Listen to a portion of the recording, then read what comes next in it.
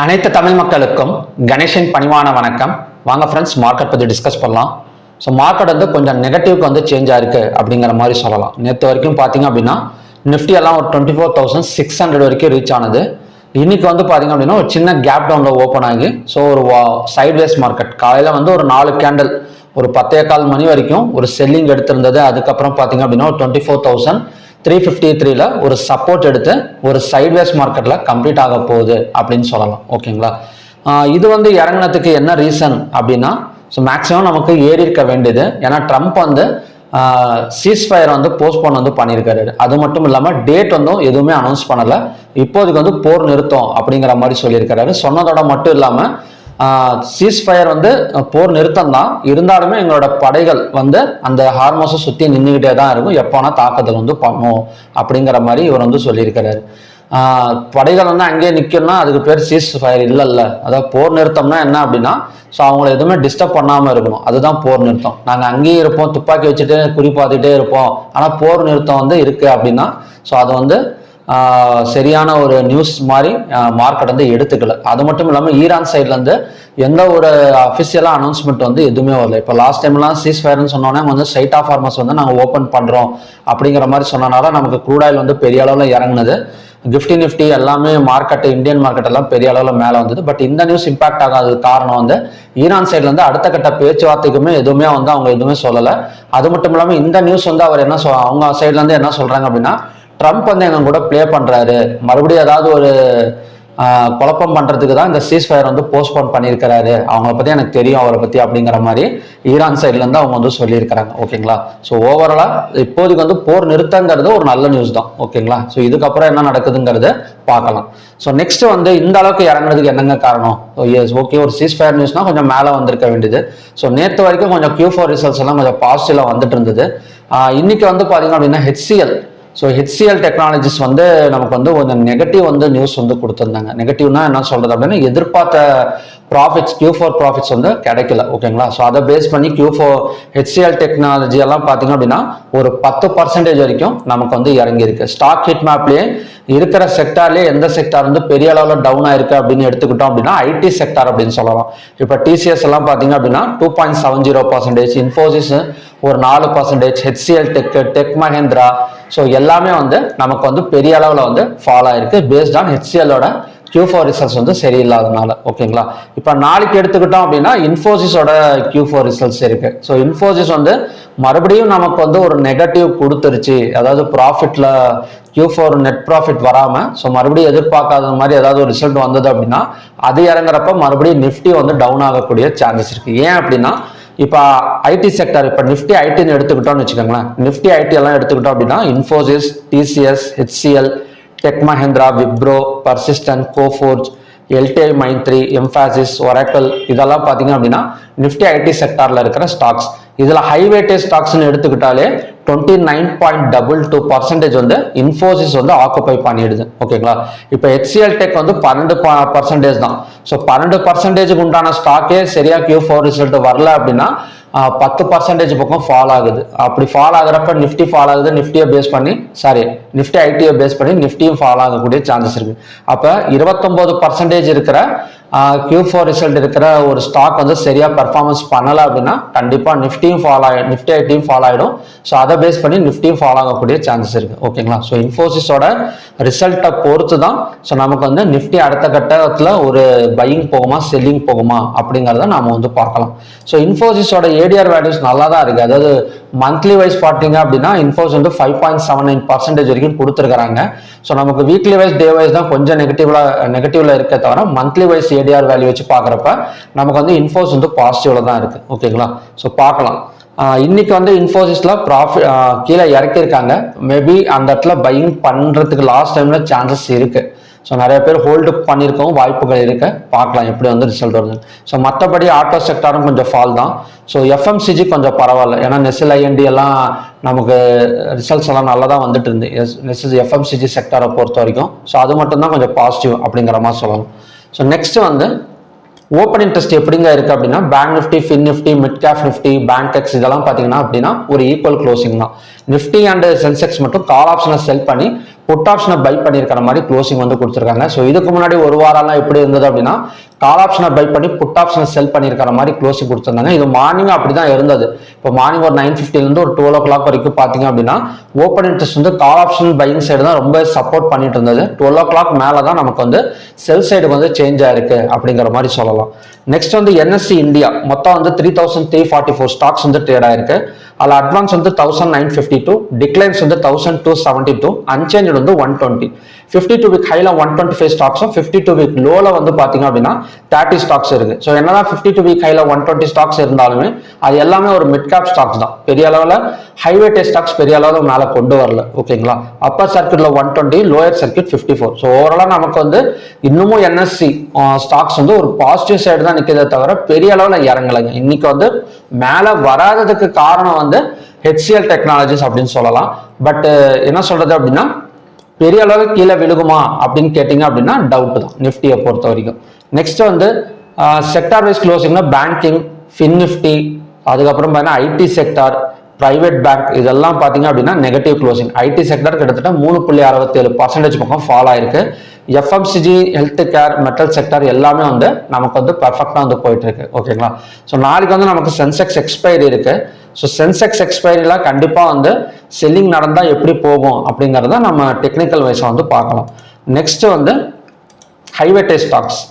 ஹைவேட்டே stocks எடுத்துக்கிட்டோம், நான் already சொன்னல நம்ம வந்து நிஃப்டி மிட் கேஃபை தான் கொஞ்சம் வந்து புஷ் பண்ணி மேலே கொண்டு வந்திருக்காங்க 52 வீக் ஹைலெல்லாம். ஸோ மற்றபடி ஹைவேட்டே ஸ்டாக்ஸ் வந்து பணத்தை எடுத்திருக்காங்க அப்படிங்கிற மாதிரி சொல்லலாம். ரிலையன்ஸ், ஸ்ரீராம் ஃபைனான்ஸ், சன்ஃபார்மா இது மட்டும்தான் நமக்கு வந்து தப்பிச்சிருக்கே தவிர ஸோ மற்ற எல்லாத்துமே வந்து கொஞ்சம் நெகட்டிவ் தான். டாப் கெய்னர்ஸ்னு எடுத்துக்கிட்டோம் அப்படின்னா Tata consumers, Hindu Unilever, NTPC, TMPV, Jio finance இதெல்லாம் பார்த்தீங்க அப்படின்னா டாப் கெய்னர்ஸுக்கான ஸ்டாக். டாப் லூசர்ஸ்னு எடுத்துக்கிட்டோம் அப்படின்னா HCL tech, Infosys, M&M, TCS, டெக்கம் இதெல்லாம் பார்த்தீங்க அப்படின்னா டாப் லூசர்ஸுக்கான ஸ்டாக்ஸ். ஓகே, இப்போ நிஃப்டி வந்து லோவை பிரேக் அவுட் பண்ணணுங்க. அதாவது எப்படி இருக்கு அப்படின்னா இப்போ செல்லிங் போகணும் அப்படின்னா இந்த லோ, அதாவது இன்னைக்கான லோ வந்து 24,353. ஸோ இந்த லோக்கு மேலே க்ளோசிங் ஓப்பனிங் கொடுத்தது அப்படின்னா ஸோ நம்ம இந்த இடம் வந்து சப்போர்ட்டாக வந்து ஒர்க் அவுட் ஆகும். இல்லைனா இந்த லோவையும் பிரேக் அவுட் பண்ணிட்டு நாளைக்கு ஒரு 5 minutes கேண்டலோ இல்லை 15 minutes கேண்டலோ கீழே க்ளோசிங் வச்சது அப்படின்னா கண்டினியூஸாக நமக்கு வந்து கொஞ்சம் ஃபாலோ ஆகக்கூடிய சான்சஸ் வந்து இருக்கு. ஓகேங்களா, ஸோ நமக்கு க்ளோசிங் மேலே வெயிட் பண்ணாலுமே எப்படி வந்து இதை ஃபோக்கஸ் பண்ணணும் அப்படின்னா ஃபார் எக்ஸாம்பிள் இன்னைக்கு க்ளோசிங் வந்து 24,384 வச்சுக்கோங்களேன். இன்னொரு 10 minutes இருக்கு. 24,384 க்ளோசிங். க்ளோஸுக்கு மேலே ஓப்பனிங் வச்சா ஸோ நம்ம அகைன் இந்த சப்போர்ட் ஜோன் வந்தால் பை சைடு வந்து ஃபோக்கஸ் பண்ணலாம் ஃபர்ஸ்ட். ஸோ அதையும் தாண்டி ஒரு 5 minutes கேண்டில் கீழே க்ளோஸ் வச்சது அப்படின்னா அந்த பை சைடை கேன்சல் பண்ணிட்டு செல் சைடுக்கு வந்து டிரான்ஸ்ஃபர்மேஷன் பண்ணணும். ஸோ அந்த மாதிரி தான் வந்து நிஃப்டி வந்து இப்போதைக்கு வந்து நிற்குது. ஸோ இன்ஃபோசிஸோட ரிசல்ட்டை பேஸ் பண்ணி தான் நிஃப்டியோட மூவ்மெண்ட் இருக்கும் நாளைக்கு. ஓகேங்களா, பார்க்கலாம் என்ன மாதிரி வந்து நடக்குது அப்படின்னு. நெக்ஸ்ட் வந்து நமக்கு ரெசிஸ்டன்ஸ் ஜோன்னு பார்த்தோம் அப்படின்னா 24,567. சப்போஸ் க்ளோஸ் இந்த இடத்துல சப்போர்ட் மறுபடியும் எடுத்தது அப்படின்னா கண்டிப்பா 24,461 வரைக்கும் வந்துட்டு ஃபாலோ ஆகக்கூடிய சான்சஸ் வந்து நமக்கு வந்து இருக்கு. ஸோ நாளைக்கு கேப் டவுன் ஓப்பனிங்னா கண்டிப்பா செல்லிங் தான். ஏன்னா லோவே வந்து 24,353. ஸோ நாளைக்கு ஒரு கேப் டவுன் ஓப்பனிங் நடந்தது அப்படின்னா செல்லிங் நடக்கிறதுக்கான சான்சஸ் வந்து நிறையவே வந்து இருக்கு.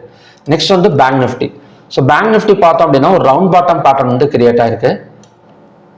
ஸோ இந்த ஜோன் பார்த்தீங்கன்னா தெரியும்.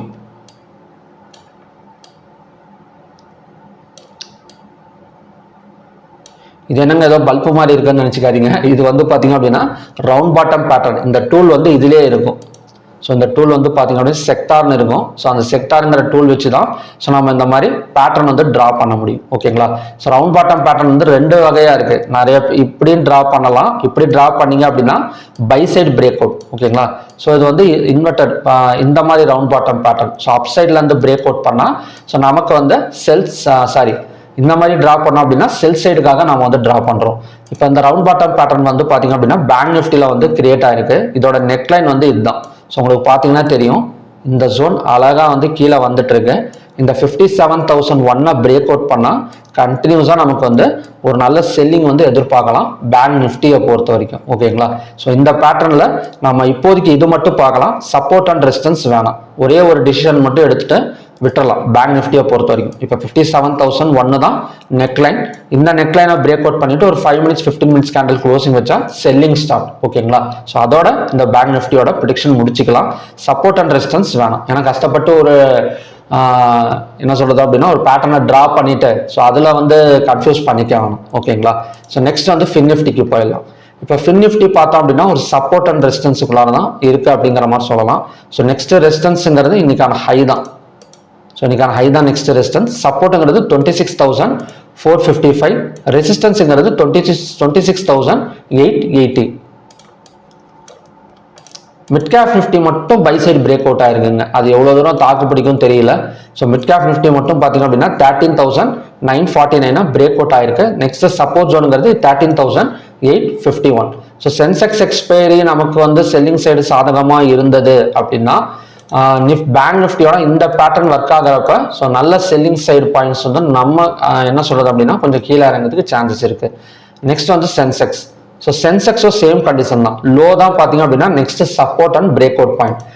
நிஃப்டிக்கு சொன்ன மாதிரி தான், க்ளோஸுக்கு மேலே ஓப்பன் ஆனால் ஃபர்ஸ்ட் இந்த இடத்த சப்போர்ட்டா வந்து பார்க்கணும்.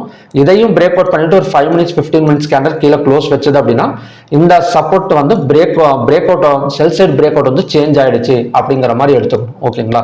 ஸோ பிரேக் அவுட் எல்லாம் நம்ம இப்படிதாங்க பார்க்கணும்.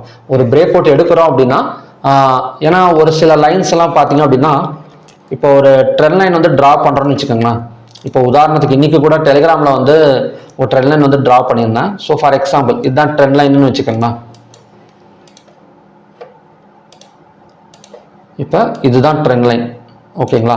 இப்போ ஃபர்ஸ்ட் இந்த ட்ரெண்ட் லைன் வந்து சப்போர்ட்டா வந்து ஒர்க் அவுட் ஆயிருக்கு. ஓகேங்களா? ஃபர்ஸ்ட் வந்து சப்போர்ட்டா ஒர்க் அவுட் ஆயிருக்கு. இந்த சப்போர்ட் ஒர்க் அவுட் ஆகாம இதையும் பிரேக் அவுட் பண்ணிட்டு ஒரு 5-15 மினிட்ஸ்க்கு இந்த கீழே க்ளோஸ் வச்சது அப்படின்னா ஸோ இந்த இடத்துல பையிங் ஃபோக்கஸ் பண்றதை விட்டு செல்லிங்க்கு நம்ம சேஞ்ச் ஆயிடும். ஓகேங்களா? அதுக்கு மறுபடியும் அந்த சப்போர்ட் ஒர்க் அவுட் ஆகும் சொல்லிட்டு விட்டுருந்தோம் அப்படின்னா கண்டிப்பா அந்த பிரேக் அவுட் எல்லாம் ஃபால் ஆகிறப்ப பெரிய ஃபால் கொடுத்துரும். ஸோ அந்த இடத்துல நம்ம வந்து டிசிஷன் சேஞ்ச் பண்ணிட்டு தான் ஸோ நம்ம வந்து ட்ரேடிங் வந்து பண்ணணும். ஸோ இந்த பாயிண்ட்ஸ் கொஞ்சம் நோட் பண்ணி வச்சுக்கோங்க. நெக்ஸ்ட் வந்து இந்தியா விக்ஸ் எல்லாம் எப்படி இருக்கு அப்படின்னா கொஞ்சம் செல் சைடுக்கு வந்து சாதகமா இருக்கு அப்படிங்கிற மாதிரி சொல்லலாம். அதாவது 93.75. இப்போ யூஎஸ்டி ஐஎன்ஆர் எல்லாம் எடுத்துக்கிட்டோம் அப்படின்னா மறுபடியும் வீக் ஆகிட்டே போகுது, கிட்டத்தட்ட 94 ரீச் ஆக போகுது.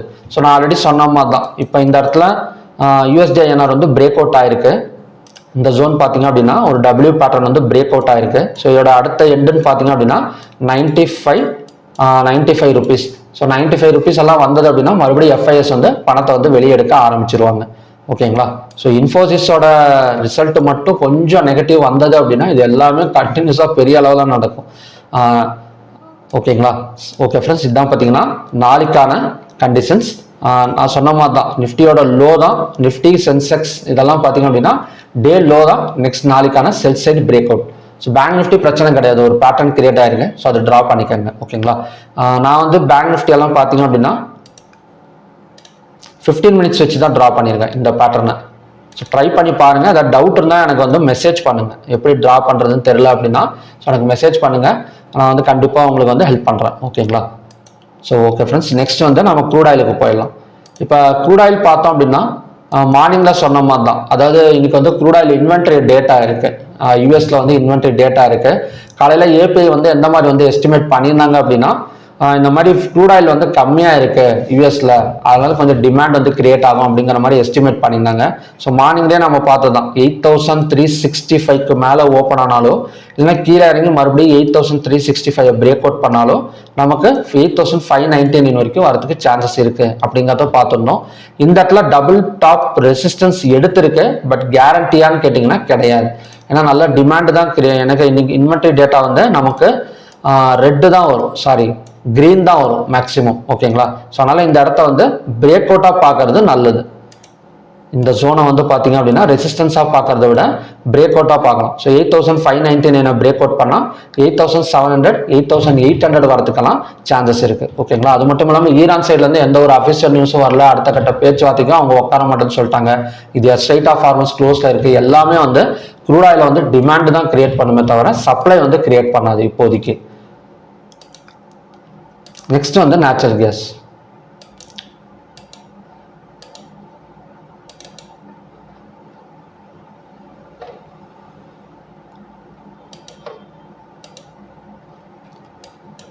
ஸோ நேச்சுரல் கேஸ் வந்து நமக்கு ரெசிஸ்டன்ஸ் ஜோன் தான் 255.9 257.6 வரைக்கும் ரெசிஸ்டன்ஸ் ஜோன் தான். ஸோ 257.6 பிரேக் அவுட் பண்ணிட்டு க்ளோசிங் வச்சா மட்டும் பை சைடு வந்து ஃபோக்கஸ் பண்ணலாம், இல்லைன்னா நமக்கு வந்து அகைன் செல்லிங் எடுக்கிறதுக்கு சான்சஸ் இருக்கு. நெக்ஸ்ட் வந்து கோல்டு அண்ட் சில்வர். இப்போ கோல்டெல்லாம் பார்த்தீங்க அப்படின்னா மார்னிங்ல ஒரு என்ன சொல்றது அப்படின்னா சைட்வேஸ் மார்க்கெட் தான். ஸோ ஹை அண்ட் லோவாக பிரேக் அவுட் பண்ணால் அடுத்தடுத்து நமக்கு வந்து மேலேயும் கீழேயும் போகிறதுக்கு சான்சஸ் இருக்குது. ஸோ கோல்டோட ஹையை நோட் பண்ணிக்கோங்க. எப்போவுமே சைட்வேஸ் மார்க்கெட்டை பொறுத்த வரைக்கும் இப்படி தாங்க இருக்கும். எம்சிஎக்ஸ் எப்படி இருக்கும் அப்படின்னா ஹை அண்ட் லோவை தான் மார்க் பண்ணிக்கணும், ஒரு பெரிய மூவ்மெண்ட் இல்லை அப்படின்னா. ஸோ ஹையாக பிரேக் அவுட் பண்ணால் 1,55,036 வரைக்கும் வரும், இல்லைன்னா லோவாக பிரேக் அவுட் பண்ணால் 1,52,521 வரைக்கும் வரதுக்கு பாசிபிலிட்டிஸ் இருக்குது. நெக்ஸ்ட் வந்து silver. So silver same condition தான், ஓகேங்களா. ஸோ சில்வரும் லோவாக பிரேக் அவுட் பண்ணது அப்படின்னா கண்டினியூஸாக நமக்கு வந்து டவுன் ஆகும், 2,42,000 வரைக்கும் வரதுக்கான சான்சஸ் இருக்குது. ஹையாக பிரேக் அவுட் பண்ணால் 2,55,625 வரதுக்கு சான்சஸ் இருக்குது. பார்க்கலாம் எந்த மாதிரி வந்து நடக்குது அப்படின்னு. ஸோ ஓகே ஃப்ரெண்ட்ஸ், இதுதான் பார்த்தீங்கன்னா நாளைக்கான கண்டிஷன்ஸ். நிஃப்டி எனக்கு தெரிஞ்சு ஒரு செல்லிங் ப்ரெஷரில் வந்து க்ளோஸ் ஆகுது. ஒரு கேப் டவுனில் ஓப்பனிங் கொடுத்தது அப்படின்னா நமக்கு வந்து கண்டினியூஸாக கொஞ்சம் வந்து செல்லிங் சைடு வந்து எதிர்பார்க்கலாம். வேர்ல்டு இண்டெக்ஸ் எப்படிங்க இருக்கு? குளோபல் இண்டெக்ஸ்னு பார்த்தீங்கன்னா ஒரு 2 பாயிண்ட் மட்டும் நெகட்டிவ்ல இருக்கு. நேத்தெல்லாம் நல்லா கொஞ்சம் செல்லிங்ல இருந்தது, இன்னைக்கு ஒரு 2 பாயிண்ட் நெகட்டிவ்ல இருக்கு. யூஎஸ் மார்க்கெட் ஓப்பன் ஆகட்டும், அந்த டைம்ல ஒரு 10 பாயிண்ட் 20 பாயிண்ட் நெகட்டிவ்ல இருந்தது அப்படின்னா கொஞ்சம் கேப் டவுன் வந்து எதிர்பார்க்கலாம் நம்ம இந்தியன் மார்க்கெட்ல, ஓகேங்களா. ஸோ ஓகே ஃப்ரெண்ட்ஸ், மறுபடியும் பார்த்தீங்க அப்படின்னா இன்னொரு நல்ல ப்ரெடிக்ஷன் வீடியோட நான் உங்களை மீட் பண்றேன். Thank you very much.